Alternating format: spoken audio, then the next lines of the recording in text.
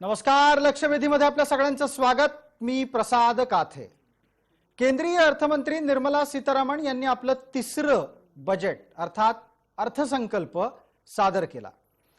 निर्मला सीतारामन यांच्या अर्थसंकल्पामध्ये तशी काही धाडशी पावलं यावेळेला ठामपणे टाकली गेलेली नाहीत, पण आत्ताच्या घडीला जी काही परिस्थिती आहे ती लवकरात लवकर रुळावर आणण्यासाठी करायचे आहेत ते सर्व प्रयत्न दिसतात। आजारपणातून उठलेल्या एखाद्या माणसानं हळूहळू पहिल्यांदा भाताची पेज घ्यावी आणि नंतर नेहमीच्या चौरस आहाराकडे वळावं, अशा प्रकारचा हा टप्प्याटप्प्याने पुढे सरकण्याचा प्रयत्न आहे असं प्रथमदर्शनी दिसतंय। या अर्थसंकल्पात आयकराच्या बाबतीत नवी कररचना नाही किंवा असलेल्या कररचनेत बदल सुद्धा नाहीयेत। दुसऱ्या बाजूला पेट्रोल आणि डिझेलच्या बाबत कृषी अधिभार लावला जात असताना त्या आधीचे काही कर बदलून सर्वसामान्यांना त्याचा फटका बसणार नाही असा दावा केला जातोय। त्याचबरोबर देशात कृषी आंदोलन, कृषी कायद्याच्या विरोधातलं आंदोलन पेटलेलं असताना हमीभाव हा याच सरकारनं वाढवला आणि भविष्यात सुद्धा हमीभावाच्यासाठी मोठ्या प्रमाणात रक्कम खर्च केली जाईल असं सांगत शेतकऱ्यांना दिलासा देण्याचा प्रयत्न केला गेलाय।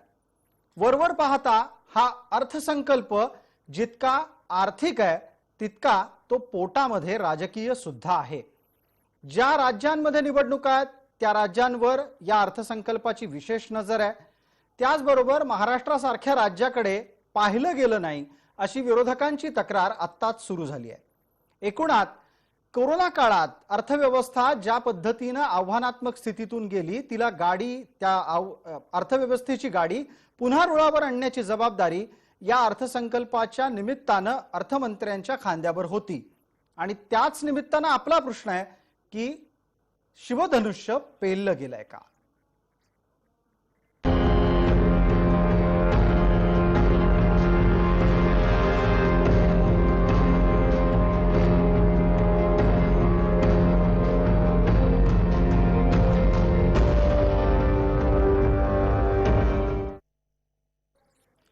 केंद्रीय अर्थमंत्र्यांनी त्यांच्याकडून सादर झालेल्या अर्थसंकल्पात शिवधनुष्य पेललं गेलंय का या प्रश्नाची चर्चा करण्यासाठी आपल्याबरोबर कोण मान्यवर आहेत त्यांचा परिचय आपल्याला देण्यापूर्वी या अर्थसंकल्पाच्या निमित्तानं महाराष्ट्रात उमटलेल्या दोन प्रतिक्रिया आपण पाहणार आहोत।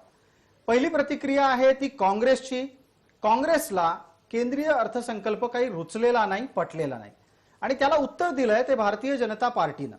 भारतीय जनता पार्टीसाठी आत्ताचा अर्थसंकल्प हा आत्मनिर्भर भारत बनवण्याच्या दृष्टीने टाकलेलं जोरदार आणि जोमदार पाऊल आहे। या निमित्तानं असलेल्या बाळासाहेब थोरात आणि देवेंद्र फडणवीस यांच्या प्रतिक्रिया टप्प्याटप्प्याने आपण पाहणार आहोत। मैं देश बिकने नहीं दूंगा असे माननीय पंतप्रधान म्हणत असायचे, परंतु चित्र काय दिसतंय?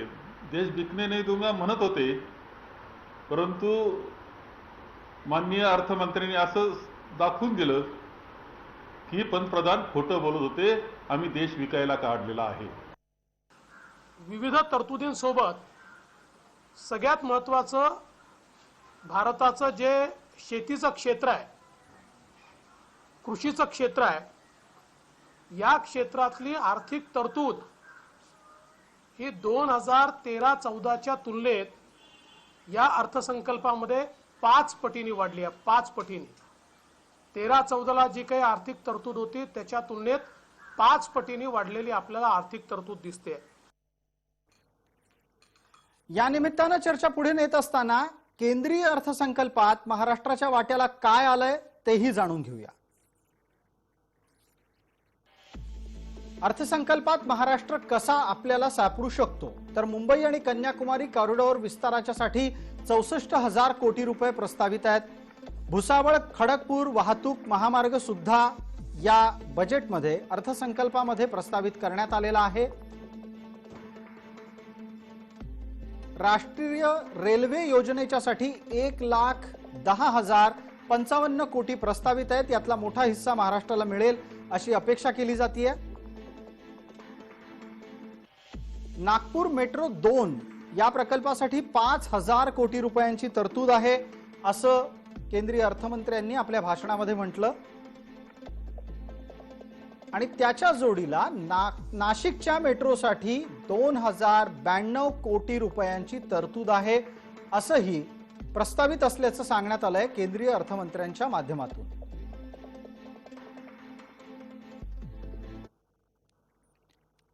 आपल्या सोबतच्या चर्चेमध्ये मुंबईच्या आमच्या स्टुडिओमध्ये आहेत गुंतवणूक सल्लागार आणि सीए अजित जोशी. आपल्या सोबत ऑनलाईन पद्धतीने जोडल्या गेलेल्या आहेत भक्ती रसाळ, त्या अर्थतज्ञ आहेत. राजकीय प्रतिक्रियांच्यासाठी आपल्या सोबत मुंबईमध्ये आमच्या स्टुडिओत जे उपलब्ध आहेत ते भारतीय जनता पार्टीचे प्रवक्ता विनायकराव आंबेकर आहेत. बँकिंग या विषयाचे जाणकार कॉम्रेड विश्वास उडगी आपल्या सोबत आहेत आणि डॉक्टर राजू वाघमारे महाराष्ट्र काँग्रेसचे प्रवक्ता थोड्याच वेळात आपल्या सोबत जोडले जाणार आहेत. सर्व मान्यवरांचं या चर्चेमध्ये स्वागत. माझा पहिला प्रश्न हा निर्गुंतवणुकीच्या निमित्तानं सुरू झालेल्या चर्चेच्या अनुषंगानं आहे. विनायकराव आंबेकर, देश विकणार नाही आणि देश विकायला काढलेला आहे, या दोन वाक्यांमधला भेद आजच्या अर्थसंकल्पाच्या निमित्तानं मांडावा लागेल आणि त्याची जबाबदारी सुरुवात तुमच्यापासून. मॉनेटाईज करणं एखादं असेट म्हणजे ते असेट विकणं, असा जो एक भ्रामक समज पसरवला जातोय काँग्रेसकडून, तो अतिशय चुकीचा आहे. आता LIC सारख्या जी यशस्वी कंपनी आहे त्याचा IPO काढला तर त्यांनी काही ती कंपनी विकली गेली असा जर कोणी अर्थ काढत असेल तर तो आर्थिकदृष्ट्या पूर्ण चुकीचा आहे. पण आक्षेप BPCL आणि इतर नवरत्न कंपन्यांमधल्या काही गोष्टींबाबतचे आहेत. आता असं आहे की आपल्याला IPO काढायचा आहे आणि गुंतवणूकदारांनी, जे आपले नागरिक आहेत, आपल्या देशाचे नागरिक आहेत सगळे, त्यांनी जर ते शेअर्स घ्यावे असं वाटत असेल तर त्यांना चांगल्या कंपनीचे शेअर द्यावं लागेल. आपल्याला माहिती आहे की एअर इंडिया ही कंपनी विकायला काढली होती गेल्या वर्षी, परंतु त्या कंपनीची आर्थिक स्थिती तितकीशी चांगली नसल्यामुळे त्याला अजूनही कोणताही गिराईक, मला वाटतं असं की त्यावेळेला 3 बिड्स त्याचे ऑलरेडी झालेत आणि ते मिळू शकलेलं नाही. त्यामुळे जे विकण्यायोग्य आहे तेच बाजारात आणलं पाहिजे, कारण शेवटी आपण ज्यांच्या. पण विनायकराव, जे विकण्यायोग्य आहे ते बाजारात आणलं पाहिजे याचा अर्थ सरकारचं काम व्यवसाय करणं नाही हे अधोरेखित करताय, आणि ज्या नवरत्न कंपन्या आहेत ज्या आजवर नफा कमवून देत होत्या त्यांच्या विकण्याच्या माध्यमातून सरकारची आर्थिक चणचण भागवणं हा उद्देश आहे का? सरकारला व्यवसाय करता येत नाहीये? बेसिकली मोदीजींनी फार सुरुवातीपासून सांगितलं की government has no business to do business. Business करणं हे खाजगी उद्योजकांचं काम आहे. दुसरं, आपल्याला माहिती आहे की आपल्या लोकशाही व्यवस्थेमध्ये कुठलीही सार्वजनिक कंपनी चालवताना त्याची कशी अवस्था होते हे आपण असंख्य कंपन्यांवरून पाहिलेलं आहे. आणि जोपर्यंत प्रोफेशनल मॅनेजमेंट तिथे काम करत नाही, जोपर्यंत त्याला कोणीतरी जाब विचारला जात नाही, जोपर्यंत गुंतवणूकदार त्यांच्यावरती आपला अंकुश ठेवत नाहीत, तोपर्यंत त्या कंपन्या चांगलं काम करत नाहीत. त्यामुळे जास्तीत जास्त ऑप्टिमम परफॉर्मन्स आणण्यासाठी याचा उपयोग होईल असं मला वाटतंय. विश्वास उडगी, हे ऐकायला जितकं सहज सरळ वाटतं ते तितकं सहज सरळ असतं की पडद्यामागचं राजकारण वेगळं असतं? असं आहे की मोदी सरकार म्हणते की government has got no business to do the business, आणि आता ते चक्क बिझनेसची भाषा करतायत. आणि मागच्या वर्षी त्यांनी सगळ्या कंपन्या विकायला काढल्या आणि त्या सगळीकडे फेल गेलेल्या आहेत. BPCL त्यांना विकता आलेली नाहीये. अगदी सौदी अरबकडे मुकेश अंबानीच्या कंपनीमध्ये सुद्धा बेबनाव झालेला आहे. आणि LICच्या बाबतीत मी तुम्हाला सांगतो, त्यांनी खूप प्रयत्न केले, पण SBI कॅप आणि अर्न्स्ट अँड यंगने सांगितलं this is not the good time for the selling. हे त्यांचं मत 2022 पर्यंत लागू आहे. हे तुम्हाला मी कॉन्फिडेन्शियल बातमी म्हणून सांगतो. आणि पण मग जर समजा 2022 पर्यंतचे सल्ले या केंद्र सरकारकडे आहेत, तरीही अशा गोष्टी प्रस्तावित करण्यामागचा हेतू काय असू शकतो? मला हेच म्हणायचंय की LIC ही आशियातली सर्वात चांगली कंपनी आहे. ती भारत सरकारला एक कामधेनूच्या स्वरूपामध्ये त्याचा वापर होतोय. कामधेनूच्या स्वरूपाचा वापर म्हणताना चांगला आणि वाईट दोन्ही पद्धतीने LICचा वापर चालू आहे. मार्केट वरती नेणं, खाली नेणं, सरकारला फंडिंग करणं वगैरे वगैरे. आणि अशा वेळेस ती कंपनी केवळ डेफिसिट फायनान्सिंग कव्हर करण्याकरता विक्रीला काढणं हे एक मोठं महापाप आहे, हे मला सांगायचंय. तुमच्या लेखी विश्वासराव, जर समजा अशा प्रकारे डिसइन्व्हेस्टमेंट निर्गुंतवणुकीची पावलं आणखीन टाकली गेली तर त्यानं धोका काय निर्माण होणार आहे? डिसइन्व्हेस्टमेंट गेली 30 वर्ष लिबरलायझेशनच्या प्रक्रियेमध्ये ज्या सार्वजनिक क्षेत्रातल्या कंपन्या नफ्यातच येऊ शकत नाहीत, अशी जेव्हा परिस्थिती येते तेव्हा त्याचे डिसइन्व्हेस्टमेंट करावं असं शौरींपासून ते मनमोहन सिंगांपर्यंत सर्व सरकारच्या धोरणाचा परिपाक आहे. डिसइन्व्हेस्टमेंट किंवा आता चक्क विक्री चालू आहे ती डेफिसिट फायनान्सिंगचा एक भाग म्हणून येते, हे चुकीचं आहे. महसुली तूट भरून काढण्यासाठी ज्या बलशाली कंपन्या आहेत त्या विकू नयेत असा एक सल्ला विश्वास उडगी देत आहेत. विनायकरावांना आपल्याला उत्तर द्यायचं आहे, त्यानंतर पुढच्या मुद्द्यावर जाणार आहोत. आपल्याला माहिती आहे आता IRFCचा IPO निघाला होता आणि तो 3.5 पट सबस्क्राईब झाला. आता LICची जर समजा 10% आपण शेअर्स विकले तर त्यांनी ती कंपनी विकली जाते, अशा प्रकारचा जो काही समज तयार केला जातोय असा समज हा चुकीचा आहे. आणि त्या 10% मधून सुद्धा शासनाला चांगल्या प्रकारे पैसे मिळू शकतात. पण विनायकराव ज्या पद्धतीनं डिसइन्व्हेस्टमेंटच्या माध्यमातून पैसा उभारण्याचा प्रयत्न केला जातो याच्यातून सरकारला अपेक्षित असलेलं उत्पन्न मिळत नाही, म्हणून यानं त्या मार्गाने पैसा उभा करायचा आहे की खऱ्या अर्थानं जो पैसा उभा राहणार आहे तो पायाभूत सुविधांच्या साठी वापरून आपल्याला भविष्यकालीन काही वाढ अपेक्षित करायची आहे, विकास वाढ अपेक्षित करायची आहे. याच बजेटमध्ये माननीय अर्थमंत्र्यांनी असं सांगितलं आहे की आम्ही 5.5 लाख कोटी रुपयाची पायाभूत सुविधांमधली गुंतवणूक करणार आहोत. त्याप्रमाणे या सगळ्या ज्या फंड्स येणार आहेत, आता एका अर्थाने सगळे अर्थतज्ञ असं सांगतात की गव्हर्नमेंटनी स्पेंड केलं पाहिजे. गव्हर्नमेंट मंदीच्या काळामध्ये स्पेंड करत नाही तोपर्यंत डिमांड निर्माण होत नाही, आणि स्पेंड करायला गव्हर्नमेंटकडे कर रूपाने येणारा पैसा जर कमी होत असेल तर डिसइन्व्हेस्टमेंट हा एक योग्य मार्ग आहे. आता हा जो एक नियम सांगितला जातो की लॉस मेकिंग कंपन्यामध्येच फक्त डिसइन्व्हेस्टमेंट करायची, हा इकॉनॉमिक्स मध्ये किती बसतो हे मला माहिती नाही, परंतु तो कॉमन सेन्स मध्ये अजिबात बसत नाही. अगदी त्यावर एक मत आपण पटकन आपल्या सोबत असलेले CA अजित जोशी यांचं घेणार आहोत. अजितराव, ज्या पद्धतीनं केंद्र सरकार डिसइन्व्हेस्टमेंट अर्थात निर्गुंतवणुकीच्या कडे एक एक पाऊल टाकतंय आणि यापूर्वीच्या सुद्धा भारतीय जनता पार्टीच्या कार्यकाळामध्ये निर्गुंतवणुकीची पावलं टाकली गेलेली होती, पण नंतर एक जो तपशील समोर आला, 10 वर्षाचं मनमोहन सिंगांचं सरकार हे जास्त निर्गुंतवणुकीतून निधी उत्पन्न उभं करणारं ठरलं आणि तुलनेनं निर्गुंतवणुकीतून उभा झालेला भारतीय जनता पार्टीच्या काळातला निधी हा कमी होता. या दोन्ही गोष्टी नजरेसमोर ठेवून हा काळ LIC असेल, BPCL असेल, या बलशाली कंपन्यांच्या निर्गुंतवणुकीसाठी योग्य काळ आहे का? नाही, काय आहे, निर्गुंतवणुकीसाठी योग्य काळ आहे का या प्रश्नाचं उत्तर बाजार देईल. जसं आता उदगी सर सुद्धा म्हणाले की अर्न्स्ट अँड यंग सारख्या मल्टीनॅशनलने सुद्धा हे सांगितलेलं आहे की आत्ताचा काळ कदाचित योग्य असेलच असं नाही. दुसरी गोष्ट अशी की LIC वगैरेची च्या बॅलन्स शीट P&L वरती अशा अनेक मुद्दे आहेत की ज्याला आपण स्केलेटन्स इन क्लॉसेट म्हणतो. म्हणजे काय तर रहस्य गुपित त्यांनी आतापर्यंत खुलकर स्वतःचे अहवाल सादर न केलेलं असल्यामुळे अशी काही गुपितं, असे काही हिडन लॉसेस असू शकतात की जे बाहेर येण्याची भीती कदाचित सरकारलाही असू शकते. त्यामुळे हा सगळा एक पूर्ण वेगळा मुद्दा आहे. पण मी मगाशी एकच फक्त ऐकत असताना मला एक छोटासा विरोधाभास जाणवला, जो निव्वळ आंबेकर साहेब नव्हे तर एकूणच जे सगळेजण समर्थक आहेत या विचाराचे की it is no business of government to be in business, आणि ते असं सांगत होते की प्रायव्हेट सेक्टरच खरा एफिशियंटली काम करू शकतो, गव्हर्नमेंट करू शकत नाही. तर मला याच्यातलं एक अतिशय गमतीशीर विनोद नजरेला आणून द्यायचा आहे की आपण ज्या PSB बद्दल बोलतोय त्या आता NPA मध्ये आहेत. NPA मध्ये आहेत म्हणजे काय तर कर्ज घेणाऱ्यांनी परतफेड केलेली नाही. कर्ज कोणी घेतलेत आणि परतफेड केलेली नाही तर खाजगी क्षेत्राने.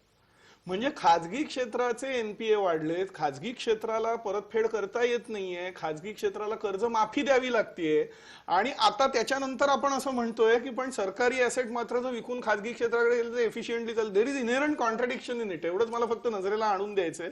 आणि आपण अगदी जागतिक पातळीवरही बघितलं तर शेवटी खाजगी क्षेत्रात असलेल्या गोल्डमन सॅक्स सारख्या किंवा इतर सर्व देशोदेशीच्या कंपन्यांना सरकारच्या पायाशी जायला लागलं. सरकारने रिकॅपिटलाइज केलं आणि सरकारने खाजगी क्षेत्राला खड्ड्यात जाण्यापासून वाचवलेलं आहे. हेच आपल्याला वारंवार दिसून येतं. आणि याच्या जोडीला आत्ताच्या घडीला आपण एक आजच्याच अर्थसंकल्पातला तपशील पाहिला तर आपल्याला समजेल की ज्या सरकारी बँका आहेत त्यांना जिवंत ठेवण्यासाठी 20,000 कोटी रुपयांची तरतूद केली गेलेली आहे. विनायकराव, आपला तर्क, आपला प्रतिवाद. बेसिकली असं आहे की नीती ही जी असते ही व्यक्तीची असते, संस्थेची नसते. आणि व्यक्तीचं मन जेव्हा करप्ट होतं तेव्हा ज्या पद्धतीने युपीए काळामध्ये लोन वाटली गेली, आता आपण ते 2 कोटी रुपयाच्या पोर्ट्रेटचं प्रकरण वाचलं आणि त्याच्यानंतर त्या IDHLचे वगैरे सगळे आपल्या पुढे डिटेल्स आहेत. तर याप्रमाणे ज्या वेळेला की एखाद्या माणसाची नीती खराब होते तेव्हा ती कंपनी असे बॅड लोन्स घेऊ शकते. पण भारतामध्ये जशी कंपन्यांनी लोन बुडवल्याची उदाहरणं आहेत तशी कंपन्यांनी चांगली प्रगती केल्याची उदाहरणं नाहीत का, असा माझा प्रतिप्रश्न आहे त्याच्यावर. नाही, म्हणूनच माझं असं म्हणणं आहे की जसं तुम्ही सांगताय कंपन्यांनी प्रगती केली, तसंच सरकारी कंपन्यांनी उत्तम प्रगती केलेली आहे, जी आपण पाहतो, जी नवरत्न म्हणून आपण ओळखतो. सांगण्याचा मुद्दा असा आहे की व्यवसाय हा कंपनी जास्त चांगला, मल्टीनॅशनल चांगली करू शकते, खाजगी क्षेत्र जास्त करू शकतं का सरकारी क्षेत्र करू शकतं, या प्रश्नाला तुम्ही देताय तसं एक सोपं उत्तर नाही. याला आपण निश्चितपणे खाजगी क्षेत्र असं म्हणू शकत एकदा यावर भक्ती रसाळ यांनाही बोलतं करू. थोड्याच वेळात आपल्याशी पूर्णपणे तांत्रिकदृष्ट्या डॉक्टर राजू वाघमारे जोडले जातील. काँग्रेसचे प्रवक्ता आपल्याला ते आता स्क्रीनवर दिसत आहेत, ते थोड्याच वेळात आणखीन स्पष्टपणे आपल्याशी जोडलेले असतील. भक्ती रसाळ, ज्या निर्गुंतवणुकीच्या निमित्तानं आजच्या अर्थसंकल्पातला एक महत्वाचा भाग चर्चेला आला, दोन्ही बाजूची मतं आपल्या समोर आहेत. एक विचार जो सत्ताधारी गटाचा आहे तोही आपल्या समोर आहे आणि दुसऱ्या बाजूला विश्वास उटगींनी मत सांगितलंय. तुमच्याकडून ऐकायला आवडेल की या काळात असे निर्णय घेणं परवडणार आहे का? मी दोघांची मतं अगदी व्यवस्थित ऐकली आहेत आणि मुख्यतः माझा जो विषय आहे पर्सनल फायनान्स, ह्याच्यामध्ये कनिष्ठ मध्यमवर्गीय आणि त्याचबरोबर गृहकर्जामध्ये दबलेला मध्यमवर्गीय फार मोठा क्लास आहे. गेल्या 10 महिन्यामध्ये मी ज्या प्रकारचे गुंतवणूकदार फेस करत आहेत ते आता या घडीला फार मोठ्या अपेक्षा ठेवून होते या अर्थसंकल्पाकडे. त्याचबरोबर फार मोठ्या प्रमाणावर महत्वाकांक्षी काही मोठे मोठे निर्णय आज आपल्याला ऐकायला मिळतील अशाही अपेक्षा ठेवून आम्ही सगळे फायनान्शियल प्लॅनर सुद्धा उत्कंठेने वाट बघत होतो. परंतु आज 3-4 गोष्टी सोडल्या उल्लेखनीय, तर आमची सुद्धा निराशा झालेली आहे. भक्तीजी, मी आपल्याला यासाठी थांबवतोय कारण आपल्या ऑडिओमध्ये इतरही काही आवाज सरमिसळ होत आहेत. डॉक्टर वाघमारे, आपल्या आजूबाजूला थोडीशी शांतता जर पाळली गेली तर आपल्याला सगळ्यांनाच एकमेकांचे आवाज नीट पोहोचतील. थोड्या वेळात डॉक्टर वाघमारे, आपल्या बोलण्याच्या वेळेला सुद्धा अशाच प्रकारे आवाज आला तर तुमचाही आवाज लोकांपर्यंत पोहोचणार नाही. म्हणूनच मी भक्तीजी आपल्या वक्तव्यामध्ये हस्तक्षेप केला. चर्चेला थोडं पुढे नेत असताना मला अजित जोशींना पुढचा एक प्रश्न विचारायचा आहे की आयकराच्या रचनेमध्ये बदल न करणं हे धाडसी पाऊल म्हणावं, समजूतदारपणाचं पाऊल म्हणावं का घाबरटपणा म्हणावा? नाही, घाबरटपणा काय ते मी तुम्हाला सांगतो. मोठा घाबरटपणा याच्यात की आणि समहाऊ फारसं कुठल्या चॅनलच्या चर्चेमध्ये येत नाहीये की गेल्या वर्षी ज्या वेळेला बजेट सादर झालं त्यावेळेला एक दुहेरी कर प्रणाली नावाचा अचाट प्रयोग आपल्या अर्थमंत्र्यांनी करून दाखवला होता आणि इन्कम टॅक्स भरायचा असेल तर ऑप्शन ए किंवा ऑप्शन बी अशा प्रकारे त्यांनी मांडला होता. तो मांडताना हेही सांगितलं होतं की आपल्याला ऑप्शन बी कडेच जायचं आहे, नव्या कर प्रणालीकडेच जायचं आहे, तर जुनी कर प्रणाली सोडूनच द्यायची, पण आम्ही लगेच बदल करत नाही. दुर्दैवाने झालं असं की एक खास करून एक करसल्लागार म्हणून मी याचा प्रत्यक्ष अनुभव घेतलेला आहे. झालं असं की या ऑप्शन ए ऑप्शन बी मध्ये प्रचंड गोंधळ उडाला सामान्य नागरिकांचा. अगदी काही वेळेला तर करसल्लागारांना सुद्धा आपली पुस्तकं परत परत तपासावी लागली. त्यामुळे ह्या वर्षी 2 पैकी एक गोष्टी अपेक्षित होती की एक तर तुम्ही ऑप्शन ए पूर्णपणे डिस्कंटिन्यू करा आणि पूर्णपणे ऑप्शन बी ला जा, म्हणजे तुम्ही गेल्या वर्षी जे सांगितलं होतं ते. अजितराव, हे ऑप्शन ए ऑप्शन बी होतं काय? सामान्य माणूस आपला कार्यक्रम बघत असेल तर त्याला लक्षात आलं पाहिजे. सांगतो ना, म्हणजे खरं काय आहे की सामान्य माणसाला किंवा आम्हाला सुद्धा हे लक्षात यायला अजून गेलं 1 वर्ष लागलंय, अजून आम्हाला आलंय असं आम्ही म्हणत नाही, पण मी थोडक्यात सांगायचा प्रयत्न करतो. ऑप्शन ए म्हणजे जुनी कर प्रणाली, ज्याच्यामध्ये 2.5 लाख, 5 लाख, 10 लाख या 3 स्लॅब्स होत्या, बरोबर, आणि ज्याच्यामध्ये वेगवेगळ्या गुंतवणुकीवरची डिडक्शन्स आणि वेगवेगळे सवलती या प्रकारचा तुम्ही उपयोग करू शकत होता. ऑप्शन बी असा केला होता की 5 लाख, 7.5 लाख, 10 लाख, 12.5 लाख आणि 15 लाख अशा वेगवेगळ्या स्लॅब्स बनवल्या होत्या आणि या सगळ्या स्लॅब्स वरती वेगवेगळे दर होते. ते आता 6 दर पण मला असे पटापट सांगता नाही येणार. आणि जर तुम्ही त्या ऑप्शन बी ला गेलात तर तुम्ही ज्या वेगवेगळ्या सवलती ऑप्शन ए म्हणजे जुन्या प्रणालीच्या अंडर घेत होतात त्या सगळ्या सवलती काढून घेतल्या होत्या. त्यामुळे जो सामान्य नागरिक आहे त्याला हे कळत नव्हतं की मी ह्या सवलती घेऊन ऑप्शन ए ला जाऊ का ह्या सवलती घेऊन ऑप्शन बी ला जाऊ. मग ते आमच्याकडे येत होते. थोडक्यात सोप्या शब्दात म्हणायचं तर गोंधळ वाढवणारी रचना गेल्या वर्षी लागू झाली. ऍब्सोल्युटली. आणि यंदाच्या काळात कुठलाही बदल न झाल्यानं ती रचना अस्तित्वात आहे अगदी बरोबर प्रसाद, असंच म्हणावं लागेल अगदी आपल्याला. बरोबर आहे. त्यांनी दोन मार्ग होते. एक तर ते असं म्हणू शकले असते अर्थमंत्री की ठीक आहे, आम्ही नवी कर प्रणाली आणायचा प्रयत्न केला, आम्हाला अपेक्षा अशी होती की बहुतांशी लोक जुनी स्वीकारणार नाहीत आणि नवीकडे जातील, तसं घडलेलं नाही, तेव्हा आम्ही आता खेळ बंद करतो. किंवा ते असं म्हणू शकले असते की नाही, आम्हाला नव्या कर प्रणालीलाच एस्टॅब्लिश करायचं आहे, तर जुन्या कर प्रणालीचा ऑप्शन आम्ही 1 वर्ष दिला होता, आता आम्ही तो बंद करतो. या निमित्तानं विनायकरावांना माझा प्रश्न आहे. विनायकराव, तुमचं सरकार हे धाडसी निर्णय घेण्याच्यासाठी परिचित आहे आणि ते धाडसी निर्णय वादग्रस्त आहेत की नाहीत याची वेगळी चर्चा केली जाऊ शकते, पण एका फटक्यामध्ये नोटबंदी केली जाते, जीएसटी सारखा निर्णय गेली इतके वर्ष लागू न होणारा तो लागू होतो, कृषी कायदे जे इतके वर्ष लागू नाही झाले ते लागू होतात. थोडक्यात काय, निर्णय घेणारं सरकार जर मोदींचं असेल तर सर्वसामान्यांच्या आयकराशी थेट निगडीत असलेली एक साधी सोपी सुटसुटीत कर प्रणाली आपल्याला का देता येऊ नये? कर प्रणाली दिलेली आहे, ती अस्तित्वात सुद्धा आहे. ही जी नवीन कर प्रणाली आली ती काही कंपल्सरी नाही, ती ऑप्शनल आहे. त्यामुळे कुणाचा गोंधळ उडायचं कारण नाही. ज्यांचा गोंधळ उडतोय त्यांनी जुन्या कर प्रणालीप्रमाणे टॅक्स भरला, त्याला गव्हर्नमेंटचं, जसं ते कर सल्लागार आहेत, मी पण कर सल्लागार आहे, मी पण एक साधारण 150 रिटर्न यावेळेला भरले, माझा कुठलाही गोंधळ झाला नाही. त्यामुळे हा सब्जेक्टिव्ह मॅटर आहे. नव्या कर प्रणालीत फायदा होत असेल तर आम्ही का जुने भरू? नाही, मग तुम्ही नवी कर प्रणाली समजून घ्या. म्हणजेच ती समजून घेणं ही प्रक्रियाच गोंधळाची आहे ना, की तुम्हाला एकदा जुनी लावा, नवी लावा, या असं आहे दोन प्रणाल्या झाल्या ना. की म्हणजे कुठल्याही प्रकारचं इनोव्हेशन करायचं नाही अशी एक स्टेटस कोइस्ट जी मनस्थिती असते तशी आपली स्थितिशीलता आम्ही भारतीयांची तेच आहे. म्हणतोय की आता मग स्टेटस को सरकारनेच ठेवलंय. नाही, अजिबात ठेवलेलं नाही स्टेटस को. सरकारने तुम्हाला 2 ऑप्शन दिले, तुम्हाला जो ऑप्शन परवडतो किंवा तुम्हाला जो ऑप्शन करता येतो, वापरता येतो, तो तुम्ही वापरा. विनायकराव, एक सोपा प्रश्न मी एक करदाता या नात्यानं विचारू इच्छितो. अजित जोशी यांचा गोंधळ ज्या विषयावर उडाला आहे किंवा त्यांचं म्हणणं आहे की अशा प्रकारे अनेक असे देशातले करदाते आहेत आणि कर सल्लागार आहेत की ज्यांना विकल्प म्हणजे पर्याय अ मध्ये जायचं का पर्याय ब मध्ये जायचं याच्याबाबत स्पष्टता नाहीये. तुमच्या लेखी सर्वसामान्य करदात्यांनी आत्ताच्या घडीला जर कर भरायचा आहे यंदाच्या वर्षीचा, तर ए बी यापैकी कोणता पर्याय निवडायचा आहे?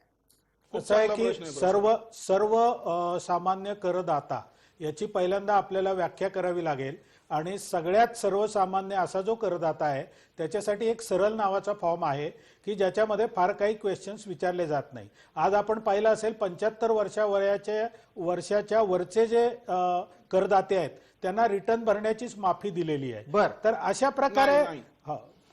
ही चुकीची माहिती आहे. ही मी स्वतः ऐकलेलं विधान आहे. मग तुम्हाला मी विधान करेक्ट करून सांगतो. 75 वर्षाच्या वर जर तुम्हाला फक्त पेन्शन आणि व्याज असेल तर तुम्हाला कर रिटर्न भरायचा नाही अशी सूट दिली. आता याने फरक काय पडतो तेही मी तुम्हाला सांगतो. असे अनेक उद्योग आहेत की ज्याच्यामध्ये मालक हा 75च्या पुढचा आहे, ज्याचा कर तो त्याला भरायचाच आहे, त्यामुळे त्याच्या बाबतीत काही फरक पडलेला नाही. आता जे पेन्शनर आहेत ज्यांना फक्त पेन्शन आणि व्याज येतं ते बहुतेक वेळेला एक तर कर रिटर्न भरतच नसतात, कारण त्यांचं तेवढं उत्पन्न होत नाही आणि त्यांचं तेवढं व्हायला लागलं, त्यांचा टीडीएस कापलेला असतो, तो परत मिळवण्यासाठी त्यांना भरावाच लागतो, तो आताही भरावाच लागेल. त्यामुळे ह्या तरतुदींनी काही फार फरक पडणार आहे अशातला भाग नाहीये. पण प्रसादने जो तुम्हाला प्रश्न विचारला तो फार चांगला होता. ऑप्शन ए का ऑप्शन बी, तुम्ही काय सुचवाल? नाही, तो सब्जेक्टिव्ह मॅटर आहे. तुम्हाला ऑप्शन दिलेला हे आहे, उत्तर त्याच्यामध्ये तुम्ही जो ऑप्शन तुम्हाला वापरता येतो आणि जो ऑप्शन तुम्हाला योग्य वाटतो तो तुम्ही वापरावा. ठीक आहे. डॉक्टर राजू वाघमारे यांना बोलायचं. डॉक्टर, मी देतो आपल्याला संधी. करविषयक एक रचना होती आणि आपण तांत्रिकदृष्ट्या जोडले गेलात की नाही याची माहिती मला पोहोचण्याची मी वाट पाहत होतो. आपल्यापर्यंत येतो. भक्ती रसाळ, मगाशी आपलं बोलणं नीट आमच्यापर्यंत पोहोचू शकलं नाही, पण आता विषय थोडा पुढे सरकलेला आहे. आपण आता कर रचनेत सर्वसामान्यांच्या बाबतीतला विषय चर्चेला घेतलाय आणि पर्याय अ की पर्याय ब याचा विषय जेव्हा समोर असतो तेव्हा आपला वैयक्तिक अनुभव काय आणि तुम्हाला सुद्धा लोकांना सल्ला देत असताना, कर वाचवण्याच्या बाबतचा सल्ला देत असताना सुद्धा काही अडचणी आल्या का? आजच्या भाषणात त्या प्रकारच्या अडचणी दूर होताना दिसल्यात का? निश्चितच गोंधळाची परिस्थिती आहे. कसं आहे, आपण हा विषय चर्चा सत्रांमधून मांडणं आणि ऍक्च्युली आम्ही जेव्हा ही गणितं सोडवतो त्या 2 वेगवेगळ्या गोष्टी आहेत. जो सामान्य माणूस आहे तो जेव्हा 2 वेगवेगळ्या पद्धतीने याचे हिशोब मांडतो त्यावेळेला 3 ते 4 हजार रुपयाच्या सेव्हिंग साठी मी माझा 1.5 लाखापर्यंतचा उत्पन्न 3 वर्षासाठी लॉक इन मध्ये ठेवू का, एवढा विचार करण्या इतकी त्याची आर्थिक परिस्थिती बर. गेल्या 10 महिन्यामध्ये दोलायमान झालेली आहे. यावेळेला आम्ही सल्ला देताना हाच विचार केला होता की या बजेटमध्ये आम्हाला असं काहीतरी क्लॅरिटी मिळेल की बर. आयदर तुम्ही या रस्त्याने जा किंवा त्या रस्त्याने जा. Absolutely. ती क्लॅरिटी या बजेटमध्ये मिळाली नाही. आणि जोशी सरांनी सांगितल्याप्रमाणे खरोखरच गोंधळाची परिस्थिती आहे. सल्लागार म्हणून सुद्धा आम्ही स्वतः अपडेटेड नाही आहोत. ठीक. म्हणजे आम्ही स्वतःही परत परत जाऊन आम्हाला 3-4 ठिकाणी याची खात्री करून घ्यावी लागतेय की आमची कॅल्क्युलेशन्स बरोबर आहेत का. त्यानंतर एटीसी मध्ये सुद्धा आम्हाला यावेळेला काहीतरी जास्तीच हे मिळेल, रिबेट मिळेल अशी अपेक्षा होती. जसं हेल्थ इन्शुरन्स प्रीमियम सिनियर सिटीजनसाठी फार मोठ्या प्रमाणात घेतला जातो. त्या बाबतीतही बऱ्याच ठिकाणाहून अशी कानावर बातमी होती की या वर्षीच्या अर्थसंकल्पात ही तरतूद होणार आहे आणि काही 25,000ची आणखी भक्तीजी मग एक छोटा प्रश्न पटकन 30 सेकंदात कृपया त्याचं उत्तर द्या. आज अर्थसंकल्पाचं भाषण हे तुलनेनं संपूर्णपणे वाचून दाखवलं गेलेलं नाहीये. आपण थोडासा एक म्हणजे कालावधी जाऊन अर्थसंकल्पाचा भाषण प्रत्यक्ष प्रसिद्ध झाल्याच्या नंतर अधिक चांगल्या पद्धतीनं मग या गोष्टींवर चर्चा करू शकतो असं आपल्याला वाटतं का? आपल्याला आजच्या भाषणातून कल्पना आली आहे की गोंधळ कायम राहणार आहे? निश्चितच. कारण काय आहे, जोपर्यंत आमच्या हातामध्ये ब्लूप्रिंट येत नाही आणि 8 दिवस तरी जात नाही अर्थसंकल्पानंतर, तोपर्यंत आम्हाला एकच पूर्ण माहिती नसतेच. अच्छा, अजय जोशी 30 सेकंद आहेत. Yes. डॉक्टर वाघमारेंकडे आहेत. मी एवढंच फक्त सांगतो, मी ते डॉक्युमेंट आज डाउनलोड केलंय आणि ते वाचलेलंही आहे. आता अर्थात ते 20 मिनिटात मी सगळी पानं वाचली, त्यामुळे मी खूप अधिकारवाणीने बोलेन असं नाही, पण माझ्या मते त्या डॉक्युमेंटमध्ये at least as far as direct tax is concern काही वेगळी गोष्ट नाही त्या बोलल्या त्यापेक्षा. नंबर 1. आणि दुसरा मुद्दा मी 30 सेकंदातच संपवतो प्रसाद तुमच्यासाठी, की एकच अपेक्षा होती, निव्वळ भाजप नाही, यापूर्वीच्या काँग्रेस सरकारकडनंही होती, कायमच सरकारकडनं गेली जवळजवळ 15 वर्ष ही अपेक्षा होती की सॅलरी किंवा वेतनाची जी एकूण कर लावण्याची पद्धत आहे ती सोपी सुटसुटीत केली जावी. ती अत्यंत जटिल आहे आणि त्याचं काही कारण नाहीये. 15-16 वर्षापूर्वी भारतामध्ये सॅलरीवर स्टँडर्ड डिडक्शन होतं, जी अतिशय चांगली गोष्ट होती. ती त्यावेळेला काढली तेही ठीक होतं, कारण त्यावेळेला सॅलरीज वाढायला सुरुवात झाली होती. पण गेली 7-8 वर्ष अशी अपेक्षा आहे, 8-10 वर्ष, 2010-11 पासून ही अपेक्षा होती की ही रचना सुटसुटीत केली जाईल, एक स्टँडर्ड डिडक्शन आणलं जाईल. ती याही वर्षी पूर्ण नाही झाली. ठीक आहे, आपण या मुद्द्याला परत एकदा स्पर्श करू. डॉक्टर वाघमारे आपल्यासोबत जोडले गेले आहेत.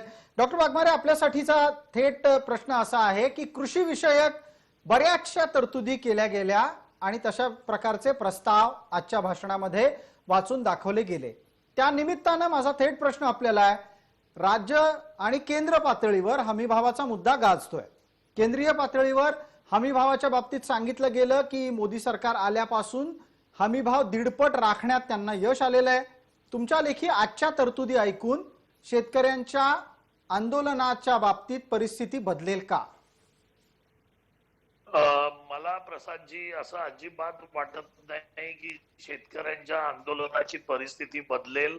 कारण मोदी सरकारने जे आकडेवारी जाहीर केलेली आहे कृषी संबंधात, सगळ्यात पहिली गोष्ट मला ती मेन्शन करायची आहे आणि ती राहून जाईल की तुम्ही मला मगाशी म्हणत होतात की धाडसी पद्धतीने निर्णय घेणारं मोदी सरकार अशी त्यांची प्रतिमा आहे. त्याच्याऐवजी त्याच्यात बदल असा पाहिजे की चुकीचे निर्णय घेणारं मोदी सरकार. कारण आजपर्यंतचे नोटबंदी, जीएसटी, आत्मनिर्भर, make in India, sleep in India सगळे प्रकार बघितले तर हे सगळे निर्णय सरकारचे चुकलेले आहेत. सरकार कन्फ्यूज आहे आणि ज्या पद्धतीचे शेतीविषयक त्यांनी फक्त सांगितलं की आम्ही त्याच्यामध्ये वाढ करतोय, 1.5 वगैरे कुठेही मिळालेलं नाहीये. कारण 1.5 मिळालं असतं तर बळीराजा खुश झाला असता. त्या पद्धतीचं कुठेही नाहीये. आकडेवारीमध्ये फसगत करायची हा भाजप सरकारचा जुना धंदा आहे. त्याच्यामुळे तोच धंदा परत करायचा प्रयत्न बीजेपी करतंय. डॉक्टर, पण डॉक्टर, ज्या पद्धतीनं हमीभावाच्या निमित्तानं विविध प्रकारच्या रकमा घोषित झालेल्या आहेत त्या पाहता गेल्या वर्षीच्या तुलनेत त्या जास्त दिसत आहेत. निदान कागदावर तरी हे दिसतंय की गेल्या वेळेला धान खरेदीसाठी, डाळी खरेदींच्यासाठी, तेलबियांच्या खरेदीसाठी जो पैसा दिला गेला त्यापेक्षा जास्त पैसा या वेळेला प्रस्तावित तरी नक्कीच आहे. एक गोष्ट लक्षात घ्या, आकड्यांच्या बाबतीत मी एक उदाहरण देतो. एवढं करोनाचं भयानक संकट असताना 20 लाख कोटीचं पॅकेज किती अभिमानाने माननीय पंतप्रधानांनी आणि भाजपच्या नेत्यांनी डिक्लेअर केलं. आरटीआय मधून जी माहिती आली त्याच्यामध्ये काय आलं हो? की त्याच्यातले 10% फक्त वापरण्यात आलेले आहेत या 9 ते 10 महिन्यामध्ये. मग तुम्ही मला सांगा, पण आपण बोलताना म्हणतो अहो 20 लाख कोटीचं आम्ही पॅकेज दिलं पॅन्डेमिक मध्ये, पण ते वापरले किती? ही वस्तुस्थिती आहे. ठीक आहे. आपला आक्षेप हा शब्दांच्या बुडबुड्याबाबत आहे. मला वाटतं विनायकरावांकडे त्याचं उत्तर असावं. शब्दांचा कुठलाही बुडबुडा नाही. मोदी सरकार आकडेवारी अगदी जहाल मोदी सरकार कुठलीही आकडेवारी देत नाही. शासन यंत्रणा आकडेवारी देते. इन्फ्रास्ट्रक्चर साठी ऐकून घ्या. इन्फ्रास्ट्रक्चरची यांच्या मॅनिफेस्टो मध्ये होतं 100 लाख कोटी करणार. गेल्या 5 वर्षामधलं सगळ्या इन्फ्रास्ट्रक्चरचं बजेट तुम्ही काढा, ते सगळं मिळून केलं तरी ते 20-22 लाख कोटीच्या पुढे जात नाही. ठीक आहे. डॉक्टर विनायकरावांना बोलण्याची संधी दिली आहे. एकदा ते काय म्हणतात ऐका, त्यानंतर विश्वास सुटगी ही या मुद्द्यावर प्रतिवाद करतीलच. बेसिकली पाईपलाईन हा शब्द डॉक्टरांनी त्याच्यामधला ऐकलेला नसावा कदाचित. 100 कोटींची 100 लाख कोटींची पाईपलाईन असा त्याचा शब्द होता. आणि नाही त्याच्यात होतं 5 वर्षामध्ये आमचं टार्गेट आहे 100 लाख कोटी इन्फ्रास्ट्रक्चरवर खर्च करू. असं कसं काय म्हणता तुम्ही? खोटं कसं काय म्हणू शकता? मी नाहीत ना. जनतेला खोटं बोलणारे कोण पक्ष आहे आणि त्याचे प्रवक्ते आणि नेते आहेत हे माहिती आहे. त्यामुळे मी खोटं बोलत नाही. पण मी खोटं बोलतो का तुम्ही खोटं बोलता यापेक्षा आकडेवारी युद्धावर तुम्ही आता परत आला. दुसऱ्याचं ऐकून घ्यायला शिका जरा. दुसऱ्यांचं ऐकून घ्यायला शिका.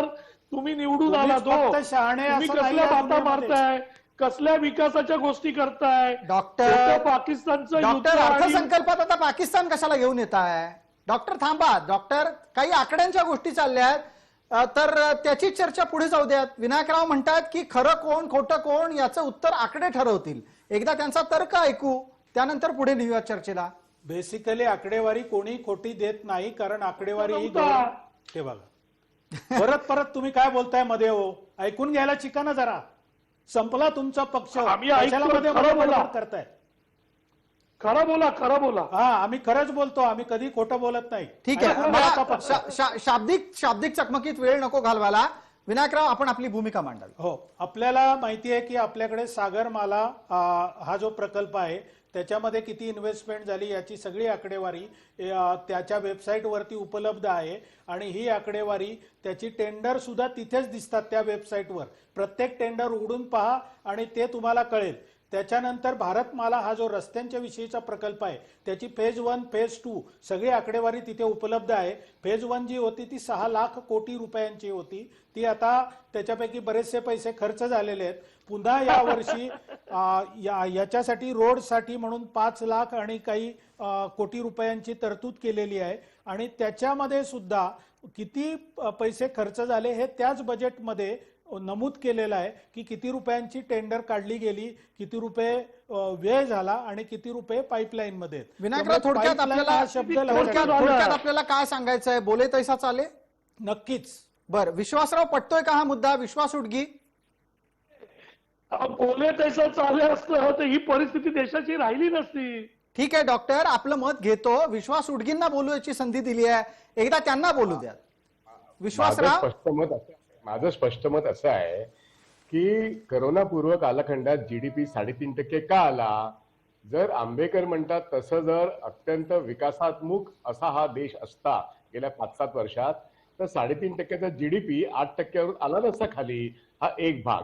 त्यामुळे आपण आकडेवारी काय देतो आणि त्याचं ग्राउंड रियालिटी काय हे आपण तपासून बघूया. आता सुद्धा 11%ची ग्रोथ ही जी काय आकडेवारी मॅडमनी दिलेली आहे आणि आता खाली आपण बघतोय की -23.9, -7.5, -7 असं असताना 11% ग्रोथ रेट कसा येईल? त्यामुळे आकड्यांमध्ये विश्वास ठेवण्यासारखं आता नाहीये. आता राजकीय पक्ष आपल्या ज्याला म्हणतात ते प्रचारकीय भाषेत बोलत राहतील, पण आपण आकडे सुद्धा खरे आहेत की नाही बघूया ना. त्यामध्ये सरकार आकडे नीट देत नाहीयेत हा सुद्धा माझा एक आक्षेप आहे. आणि म्हणून प्राध्यापक जे आमचे JNUचे आहेत अरुण कुमार, हे तर प्रत्यक्षात म्हणतात की 29% उणे एवढा GDP आता असताना 11% ही GDP म्हणजे शून्याच्या वर 11 हे कसं येईल, त्याचं उत्तर कोणी द्यायचंय? त्यामुळे आकडेवारीच्या जंजा म्हणजे डेटा आणि डाटा मी बोलू का? या सरकारमध्ये संशय आहे. एक मिनिट, मी डॉक्टर आपल्याला संधी दिली असती, वेळेची मर्यादा, एक छोटी विश्रांती गरजेची आहे. लक्षवेधीच्या पुढच्या भागात आपण पटकन परत येऊ आणि त्यावेळेला अर्थसंकल्पाच्या बाबतीतल्या इतरही काही मुद्द्यांना अत्यंत सोप्या भाषेत समजून घ्यायचा प्रयत्न करू.